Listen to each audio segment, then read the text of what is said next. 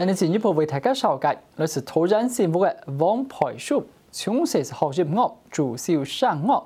都提倡感應創作嘅專輯，猶如萬般地圖，巧妙嘅結合歌曲，或是巴塞諾瓦嚟嘅音樂元素，還有當在世嘅每項技巧來展出，日本客家音樂變得很難冇強咗。除了多年文化衝擊，對佢先發揮詞曲創作地圖，還做你看到傳統與現代嘅融合。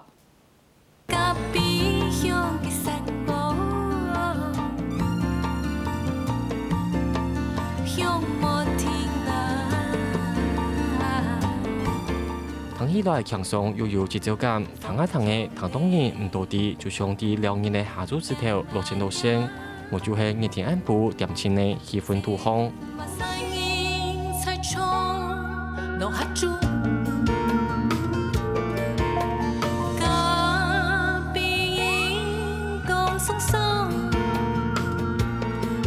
還多有錄萬版嘅經驗頭一種創作專輯，簡單又生發嘅詞曲創作，就將黃皮書帶đến當中去感受，調擺以內去到了家下看到聽到嘅，還個有呢種生發當中嘅嗰種感動。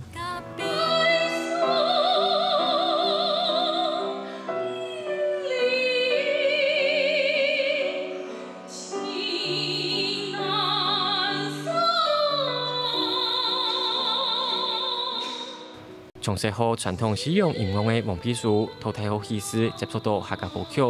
本身有濃厚嘅聲樂功夫，從山歌、媒體片有韻味。它有它值得就是傳承下去的一個精神存在，因為這樣子的旋律就一直讓我牽引着，說我都像我出國去演出的時候，我都覺得我一定要唱客家歌，讓外國的朋友也可以聽到這麼優美的旋律。